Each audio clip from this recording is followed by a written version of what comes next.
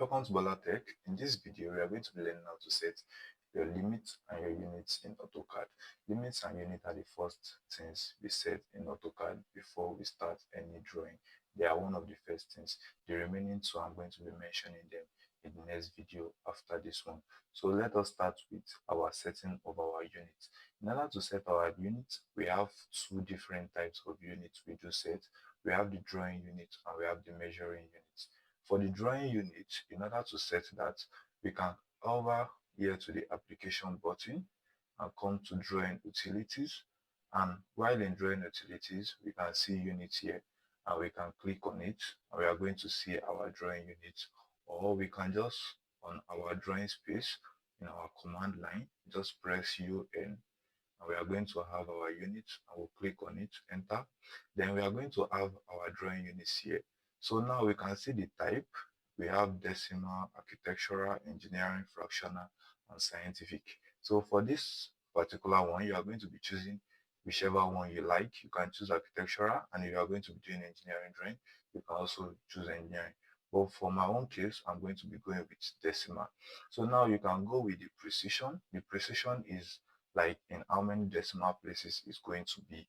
So for me, I prefer one or no, just one decimal place, or I should just leave it as normal as it is. Then we can go to the scale. That's the insertion scale. And for me, I'm going to be changing this to millimeter.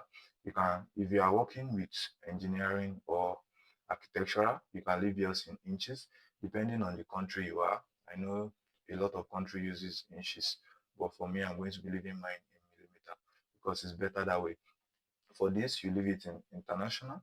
And for this decimal degree, you can change it to radian if you like. And you can also use surveyor unit. Whatever you are using AutoCAD for, AutoCAD is a vast software, depending on whatever you want to use it for. But for my own, I'm going to be leaving it in decimal degree. And the precision also, I'm going to be leaving it in 0. So I'm going to press OK.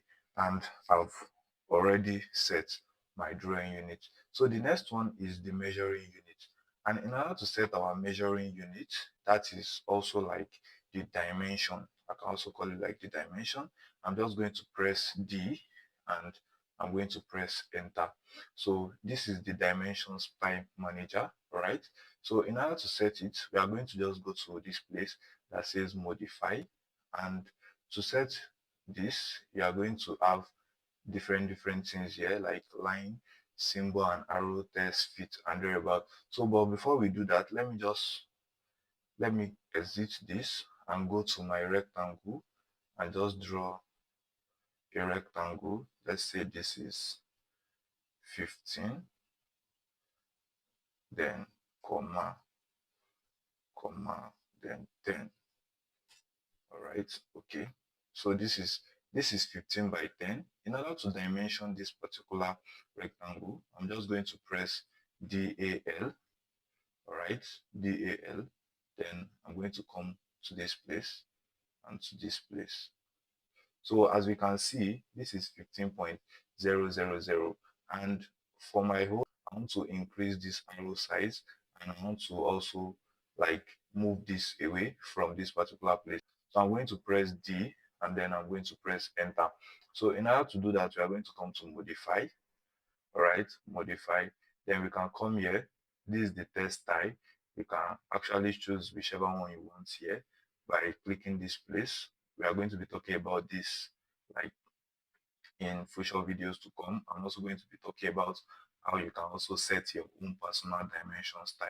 So for this is the text color, this is the text height, that is how big the height is going to be. I can decide to change this to about 20. All right, then you can also see the arrow size. If you want an architectural tick, you can choose it as architectural tick, whichever way you want it. This is the size of the arrow, and this is also about the text. Okay, we already talked about that. And this is the color of the dimension. You can change it to be red, which is this the dimension line. All right, you can also change the color of the text also. So this is the text color. You can change this to be yellow. and whichever one you want. And then once you are done with doing that, you can just set it the way you want. We are going to be talking about this very well in other places, but these are the basic things you need to know in order to be able to set your dimension style. You can click on OK, and then you click on set current, and then you click on close. All right, so you can see the text is definitely too big. So let's go back. Dim style. Let's go and modify that. The text height is 20, is too big. I'll just put it as 0.5. Right. So set current and close. All right. So this is actually pretty much okay. So this is the way you can set your dimension style. All right, for your dimension. So now the last one you're going to be setting is the limit. Now to set your limit, you can just click on L high M. So you're going to have your limit here, and you click on it. So your limit is actually the space that your drawing is actually occupying. That is the limit of your drawing. Let's assume this particular rectangle is what I want to draw, all right? And the rectangle is about 7,000 by 7,000 mm.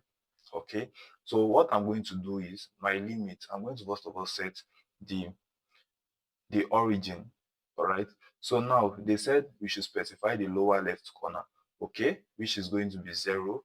Then you can hit your tab button and you hit 0, 0 comma 0. That's to specify the origin. Now specify the upper right corner and the upper right corner. So that's the y-axis, okay, and the s-axis. So if your drawing is about 8,000 by 8,000, that is the total space your drawing is about to occupy is about 8,000 by 8,000, you can just easily set your limit to be like 10,000, all right? Then you click on tab or your comma, and you have 10,000 also, okay? So that is enter. So that's the total space that your drawing is going to be occupying. It actually allows our work to be very neat and organized. So that's how to set your units and limits in AutoCAD. In our next video, we are going to be talking about the 4 major things you need to set. We have already talked about 2 here, which is limit and unit. We are going to be talking about the remaining 2. I'll see you in the next video. Peace.